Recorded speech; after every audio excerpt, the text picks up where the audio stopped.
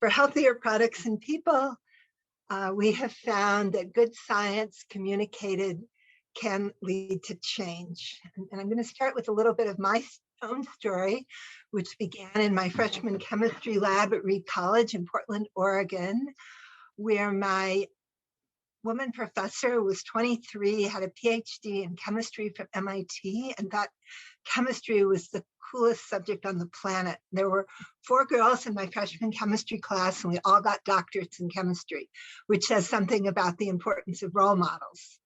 My chemistry lab partner was a handsome young man who said, "You want to go climb Mount Hood one starry night?" And I said, sure. And I fell in love with him and with climbing and with chemistry, and kept doing climbing and chemistry until one day on an expedition in the Indian Himalayas, actually not so far from the source, this tragic, a glacial dam broke and there was huge landslides in the Indian Himalayas, not very far from the Nanda Devi area where we were, climbing this beautiful 23,000 foot peak. But it turned out to be very, very dangerous. And one of our team, actually America's leading young rock climber in those days, Bruce Carson, fell to his death on this mountain. And he was an early environmentalist. Let me just ask, can people hear me okay? Is the audio good? I'm hearing silence, everyone's on mute. Okay, let me know if I need to be louder or anything, but I'll assume it's okay. Good, Arlene. Okay, great, thank you. Anyway, in his memory of my friend who died climbing in India, I wanted to do something for the environment. And Bruce Ames had been on my thesis committee when I got my doctorate at Berkeley. So I went to him and said, what can I do? And he said he was worried about flame retardants in kids' pajamas, that they were 10% of the weight of the pajamas, and they looked harmful and they looked like they got in the children. So we found a little girl whose mom had bought all her pajamas in the UK, and which didn't have tris. And then we put her in tris pajamas. The first morning, there were tris breakdown products in the little girl's urine. And every day she wore the pajamas, the level went up, and she stopped wearing them and the level went down. So clearly the chemical was going from the pajamas into the child. So in America, chemicals that directly go into our mouths, like foods, drugs, pesticides, are tested. But most other chemicals like flame retardants in pajamas, nobody really pays much attention to. So then we ran an Ames test to see if this chemical would change the DNA in bacteria, which meant it would likely be cancer causing. And it was one of the strongest cancer causing chemicals we'd ever seen.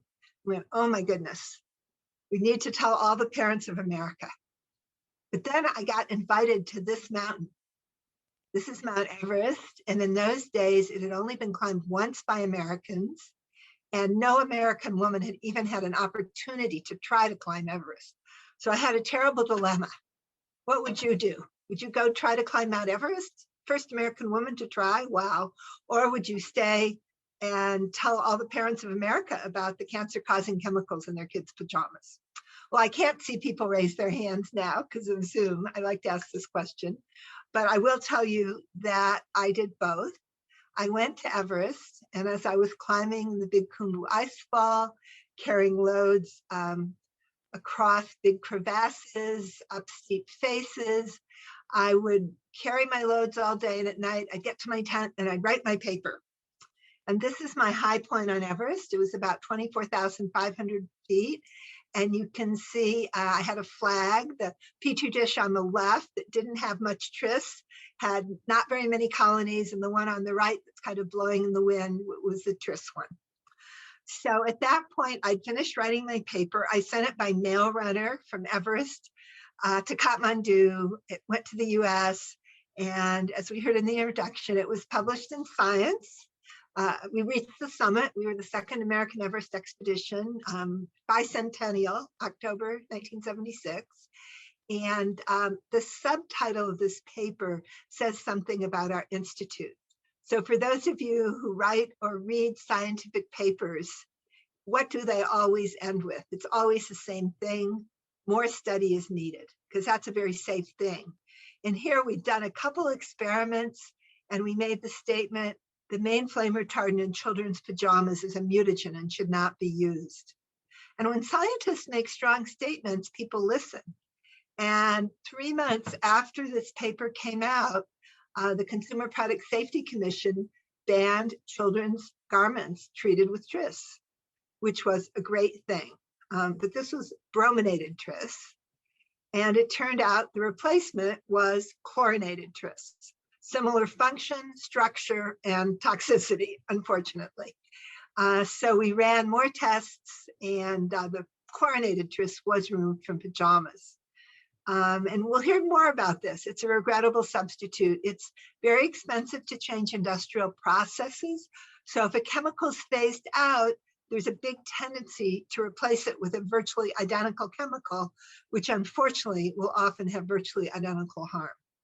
Anyway, I thought the tris pajama problem had been solved. At that point, all the world's mountains, highest mountains, there are 14 mountains that are above 8,000 meters, and they had all been climbed by men, but no women had climbed to 8,000 meters. And I thought it was time to give women a chance. So on our way back from Everest, I applied for a permit for Annapurna 1, which is was the first 8,000 meter peak ever climbed. We hoped it would be the easiest, but it turns out it's actually the hardest and the most dangerous. We didn't know that at the time. And we climbed in these beautiful places. Irene Beardsley on our team was the first woman and the first American to climb Annapurna, but it was a very difficult and dangerous adventure. So I wrote a couple books, Annapurna Woman's Place, which was mentioned in the introduction. And then I literally spent 20 years writing a book called Breaking Trail, trying to figure out how I went from my overprotected childhood in the Midwest. My first camp I ever went to was Camp Pinewood in Wisconsin. And I grew up in Chicago, and how I went from that to leading Himalayan expeditions. And it took me 20 years to write Breaking Trail. And when I finished, I'd actually quit doing science in 1980 when Reagan became president. It looked like there wasn't a lot of interest in reducing toxic chemical use. So 26 years later, I finished my book. And I thought after a 26-year break, could I possibly go back to science? I felt like I didn't know anything. I thought maybe I could get a job washing test tubes in a lab. And then I learned that tris, the same tris we'd gotten out of kids' pajamas, was back in the nation's furniture.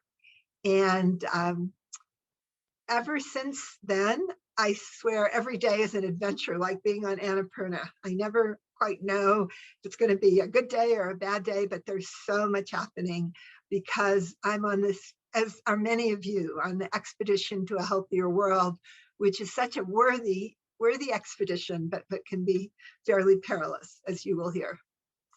So I founded the Green Science Policy Institute.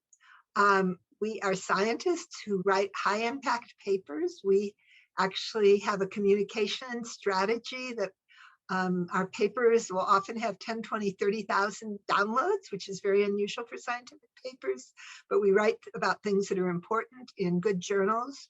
Then we bring decision makers together from business, from government, NGOs, and academia, and we communicate. And from all this, we have very frequently, as you'll hear, succeeded in changing government policy and the purchasing of business and large purchasers to really reduce harm from toxic chemicals. And that's the goal of our institute. So we do not have great regulation for toxic chemicals in this country. We've had one law called TSCA, the U.S. Toxic Substances Control Act. And when it passed, tens of thousands of chemicals were grandfathered. New chemicals, no data was required. Things are changing a little. TSCA has been reformed. Maybe with the new administration, the reform will really have more validity. Another big problem, as I mentioned, is what's called the regrettable substitution problem. The chemical on the left is a flame retardant called Deca 10-bromo diphenyl ether, 10 bromines around 2 phenyl rings. It's used a lot in electronics. If you have an old TV, the case around your TV might be 20% this Deca ether by weight. It will come out of your TV into the dust. It's persistent. It can bioaccumulate. It's toxic. And after years and years of advocacy and scientific research, Deca bromo diphenyl ether is being phased out. But what's replacing it? Deca bromo diphenyl ethane on the right. Do the structures look similar? Similarly persistent, similarly bioaccumulative, and we're learning similarly toxic. So if you have a newer TV, it's 15 or 20% the Deca ethane. So that is a big problem, the regrettable substitution problem, and the amount of research and advocacy to just phase out one chemical, and there are tens of thousands. So at our institute, we got together with thought leaders from business and government and academia and NGOs, and we asked the question, what are we going to do to evaluate tens of thousands of individual chemicals? It seemed unworkable. And we came up with the idea of looking at them in groups with similar structure, function, and qualities. And we've come up with 6 classes of chemicals that contain most of the harmful chemicals in everyday products. And I would encourage you to take half an hour, go to 6classes.org. Each of the 6 classes, we have a 4-minute video. There's a 4-minute introduction. So in 28 minutes, 7 times 4, you can learn about each of these 6 classes, where they're used, why they're harmful, what you can do to reduce exposure. And we put in a success story for optimism, because sometimes friends of mine will say, oh my goodness, I had no idea how depressing. There are all these harmful chemicals in everyday products. But I don't think it's depressing. I think it's empowering. If you know they're there and you get hints on how to avoid them, that's a really good thing. So please take half an hour, watch the videos, share them with your colleagues and friends. It's a good way to get people started understanding the problem and moving towards solutions. Now, these whole classes of chemicals, Pfas, stain repellents, antimicrobials, flame retardants, bisphenols and phthalates, solvents and metals, some of them are necessary. We can't say we won't use any of them, but if a chemical is in those classes, we ask, is this chemical really necessary?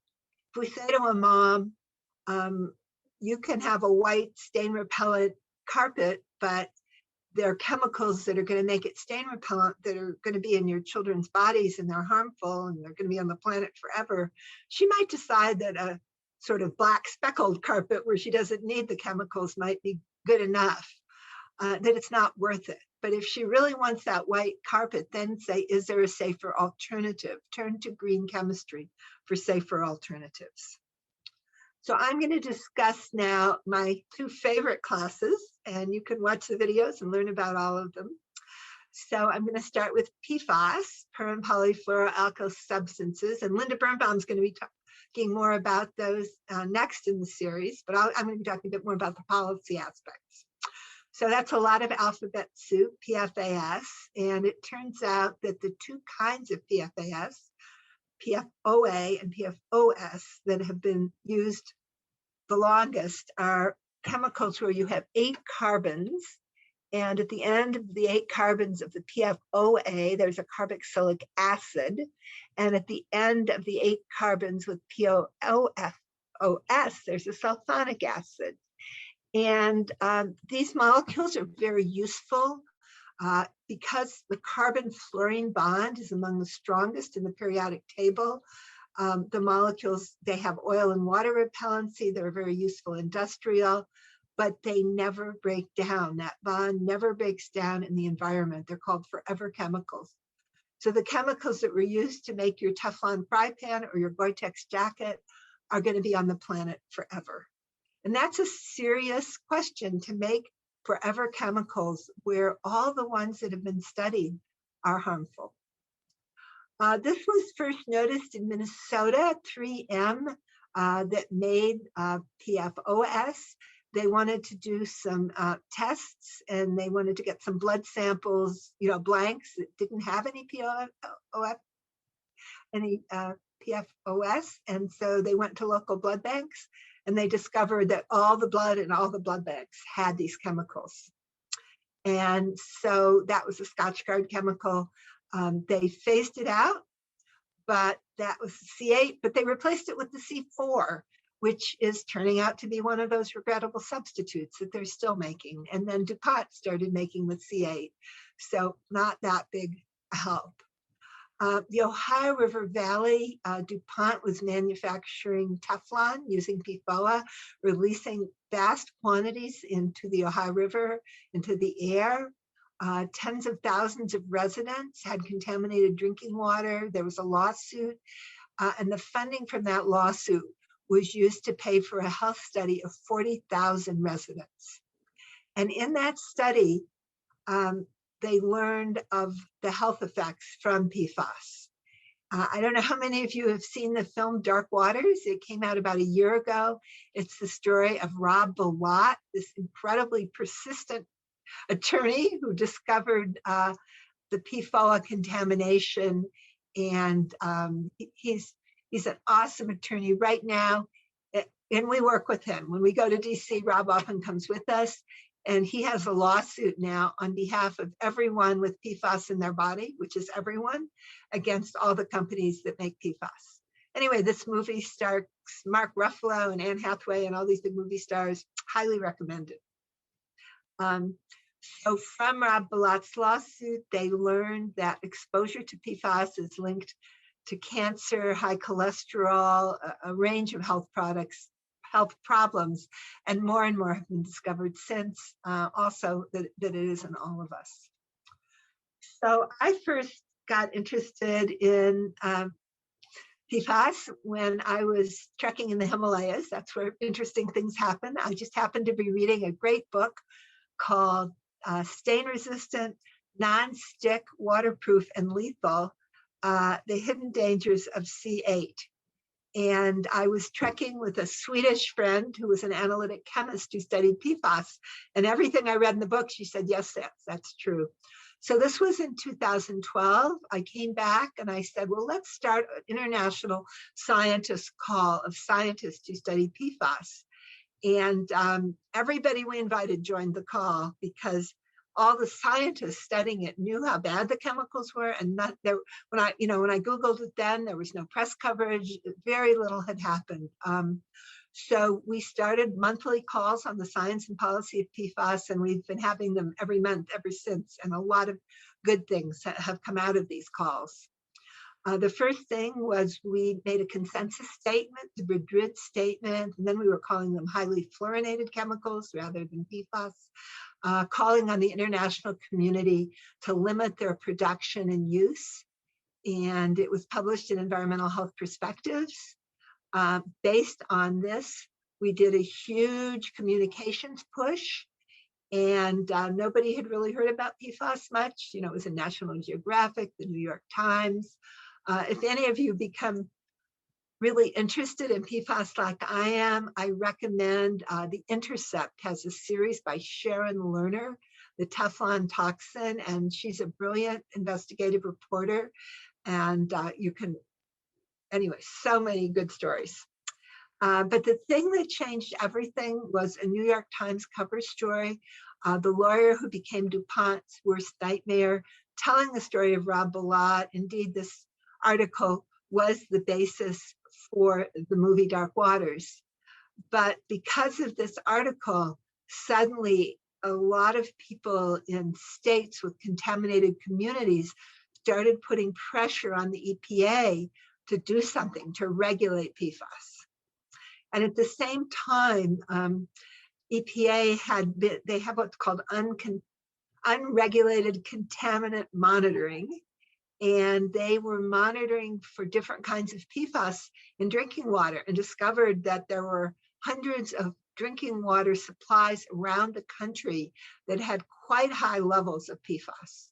Nobody quite knew what a safe level was. They weren't hazardous substances. There wasn't a level, but it was concerning. And the EPA scientists who were on our monthly calls kept saying, we have to do something. All these people's drinking water has high levels of PFAS. And so I thought, well, why don't we map back from the communities with high levels to the sources? And so I asked on the call if anybody could do that kind of mapping, and Elsie Sunderland, environmental engineer at Harvard, said her student Cindy Hu was good at mapping. So Cindy looked at the water supplies and was able to trace back that they were industrial production sites, airports, military airports, civil airports, and wastewater treatment plants. And the reason for airports is that PFAS is used in firefighting foam to put out oil and gas fires. And there were practices every week at airports, and they just washed the PFAS into the soil, the water. And so around most airports, many airports, there was contamination of drinking water. And wastewater treatment plants were just a place that would consolidate the PFAS. So it wasn't their fault. It would come into the wastewater treatment plant, but it would also go out. So just as we were finishing our paper, the EPA, with pressure from those who'd read the New York Times story about Rob Bilott, issued what is a EPA health advisory level. And it was 70 parts per trillion for the sum of PFOA and PFAS, OS, the two C8s. And Cindy Hu was able to calculate that 6 million Americans drinking water would be contaminated if that was indeed the health advisory level. And this caused a huge stir. I think this paper has been downloaded 40,000 times. It's a very popular paper. And it came out of our science and policy group. So looking at health advisory levels, they have kept going down. You can see in 2016, the EPA set the level of 70. In New Jersey, a lot of work was done, and 14 seemed to be a better level. And since then, various states have set levels between 8 and 20 parts per trillion. So when the level goes down, the number of people with contaminated drinking water goes up. And if the level were as low as 10, it could be as much as 15 or 20% of the drinking water in the country. So as we're looking and measuring more drinking water supplies, more wells, we're finding more and more contaminated water. And as the level goes down, there's more and more water. So it's a huge, huge problem. So once again, the regrettable substitute slide. So C8, 8 carbons surrounded by fluorines, was indeed phased out. The harm was first pointed out in the 60s by DuPont scientists who said there should be limited human exposure. And 50 years later, 2015, it was phased out. But what was the replacement for C8? C6, 6 carbons surrounded by fluorines. And similar persistence, bioaccumulation in plants. The smaller C6s move faster. They're harder to clean up because they go through filters that take out the C8. So not a big improvement. Some of the short chains may be even more harmful. This is a recent study showing that people with higher levels of the C4, that's what 3M still is making, that they have more serious cases of COVID. So apparently their PFAS affects immune response and can lead to COVID, more problems with COVID.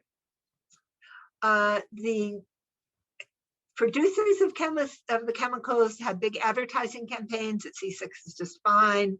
If you're a chemist, you can appreciate the argument that C6 cannot break down to C8 is not a very good one, that 6 molecules can't break down to 8, but 6 carbons, but that doesn't mean it's safe. And nonetheless, the product manufacturers pretty much all went to C6.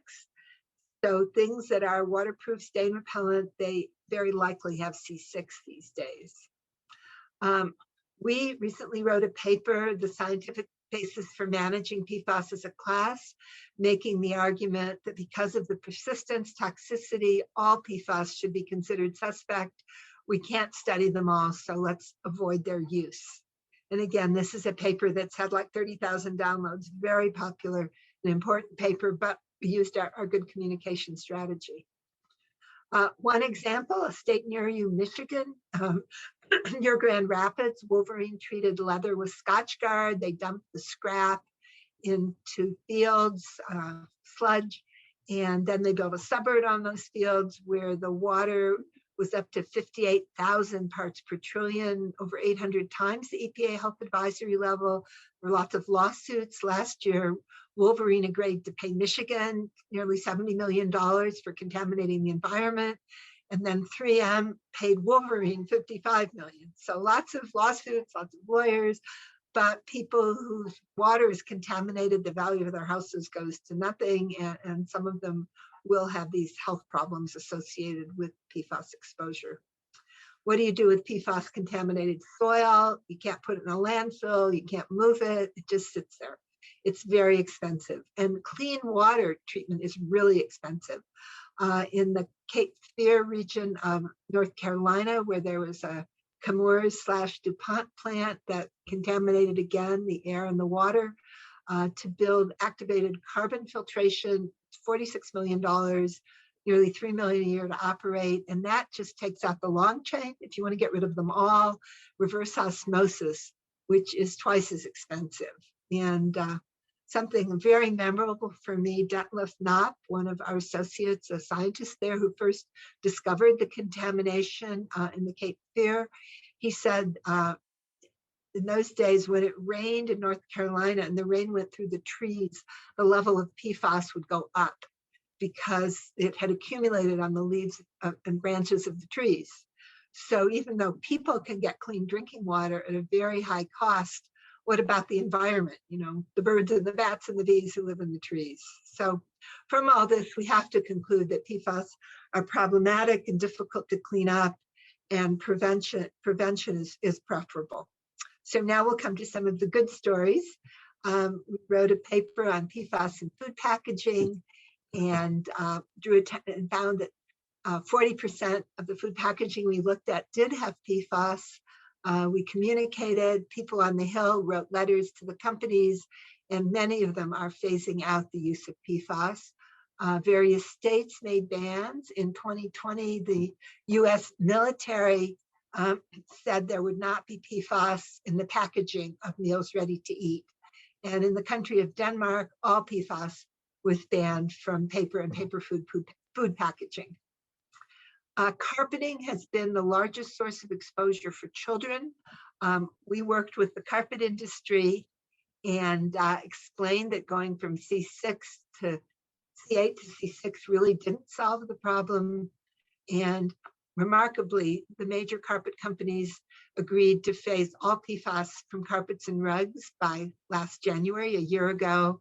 And they did, because Home Depot and Lowe's said they were going to stop selling carpets and rugs with any PFAS. And that's because the major companies decided to phase it out, learning that C6 was harmful, that the whole class is harmful. And we've been in touch with them. They're very happy that they did decide to phase it out. My last good story is Keen shoes. If any of you wear Keen outdoor shoes, the company decided they wanted to phase out PFAS. They looked around and found there were PFAS in 101 places in their shoes. And then they looked more closely, and in 70 places, the PFAS weren't necessary, so they could remove those right away.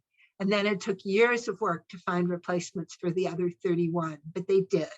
And we think this is a great model for other industries and companies to stop unessential uses and then find replacements for the essential uses. All these companies have phased out of all PFAS. Some of them, like IKEA and Levi's, we worked with, and they phased them out because of science and values. Others were picketed by Greenpeace, but whatever it takes. The US National Defense Authorization Act has required the military to phase out the use of PFAS in firefighting foam, which is really, really a good thing. The Biden agenda prioritizes PFAS in environmental justice issue, and we're very hopeful that PFAS will be designated as a hazardous substance. What it's not. There'll be enforceable drinking water limits, more research, and they'll stop buying products with PFAS. Military and government purchasing can be very powerful. In Europe, with a proposal from the Scandinavian countries in Germany, they want to phase out all uses of PFAS in the next few years. So this is very inspiring.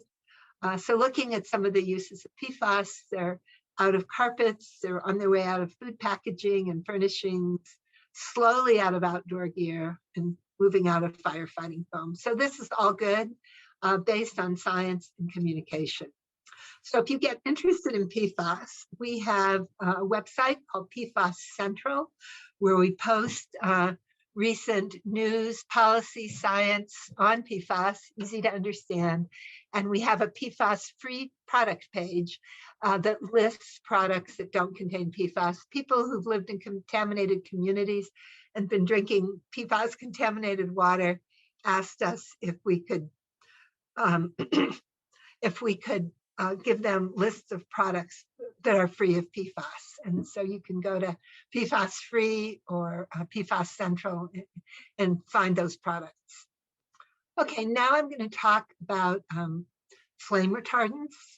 And, and flame retardants are in products because of flammability standards. In the 70s, there were a lot of fires. So flame retardants started being used in kids' pajamas, furniture, building insulation, electronics cases.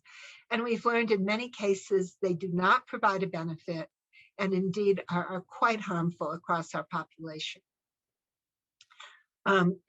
There is a California flammability standard called Technical Bulletin 117 that required the foam inside furniture to withstand a small open flame for 12 seconds. And this turns out not to be a very useful standard because if you imagine dropping a candle on your couch, the fabric will burn first, you'll have a big flame, and then the foam will burn right away.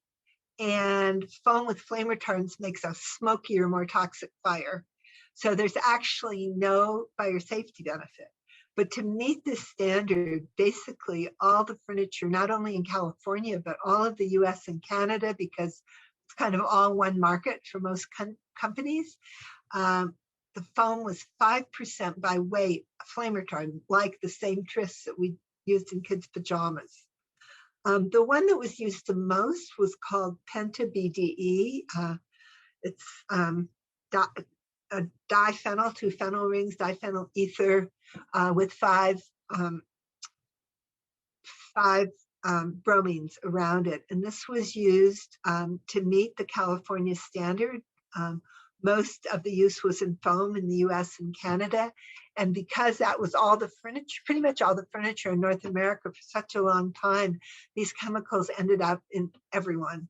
And they particularly vulnerability for pregnant women, for the fetus, and children whose mothers have higher levels. We have human EPIs showing a variety of neurological and reproductive harm. It was calculated the average American child has lost about 4 IQ points from the flame retardant. And so this has really been a huge problem. They're also cancer causing and probably are contributing to various kinds of cancer. These chemicals come out of furniture constantly. They're semi-volatile, they drop in dust. If you eat a sandwich, you have flame retardants on your fingers and you eat the flame retardants. Cats who lick their fur where the dust might have flame retardants will have 10 to 100 times higher levels than humans. And then unfortunately, toddlers and young children who crawl in the dust and have hand-to-mouth behavior, their levels are 3 to 5 times higher than their parents, and in some cases much higher than that, just when their brains and reproductive organs are developing. So it's really not a good thing. And there's no fire safety benefit. Fire science has shown that having the foam inside the couch, having the flame retardants really doesn't make any difference. So it seemed that if there's no benefit and such a potential for harm, why are we putting the flame retardants in there? And we decided we would change the California standard. And it seemed I remembered in the 70s, we changed the standard for kids' pajamas really easily. But things have changed since the 70s, as I discovered, and we ended up having 4 bills with the support of scientists, firefighters who knew the flame retardants didn't work and were concerned about their own exposures, parents, just about everybody supported. You could move to a new standard where you stopped fires in the fabric, so you could greatly diminish harm from flame retardants and also increase fire safety. So it seemed like a win-win for everyone except Californians for fire safety. When we were on the verge of passing such a rule, and it looked like it would way back in the beginning, this is part of a $23 million advertising campaign in Sacramento. That, if there were flame retardants in furniture, there'd be, huge fire deaths. And it came from Californians for Fire Safety. And when you looked, they were the 3 companies who manufactured flame retardants. This was just when I started doing this. We were working on kind of no budget. Me and my cat, who I believe you met her a few minutes ago, she joined the screen. We were trying to tell people these flame retardants, they don't save lives and they're really harmful. And then we hit like this $23 million campaign. And so we had 4 bills. They were all defeated. We wrote a statement. Again, that's what we do, a scientific statement, the San Antonio statement documenting the harm, signed by several hundred scientists. But the thing that changed everything was a series in the Chicago Tribune, Playing with Fire. And I recommend, if you want to read about Scandal, check it out. It's pretty amazing. But the subtitle here says it all. A deceptive campaign by industry brought toxic flame retardants into our homes and into our bodies, and the chemicals don't even work as promised. And this story was a finalist for the Pulitzer. It was actually a series, and I do recommend it. And it was just scandalous. They had a burn doctor who was testifying at all our hearings, saying that this baby had died because there weren't flame retardants in her crib. But they noticed, which I hadn't, that every time he testified, it was a different story, and there was no baby. He made it up. He was paid several $100,000. He eventually lost his license. I think he was head of the American Burn Association. Anyway, so this Playing with Fire, it's Scandal, Science, very interesting series, and it changed everything. After it came out, well, I was just to say, I like to do things by hiking. So I started hiking with Jerry Brown's senior advisor, and anyone who hikes with me would get an earful about flame retardants.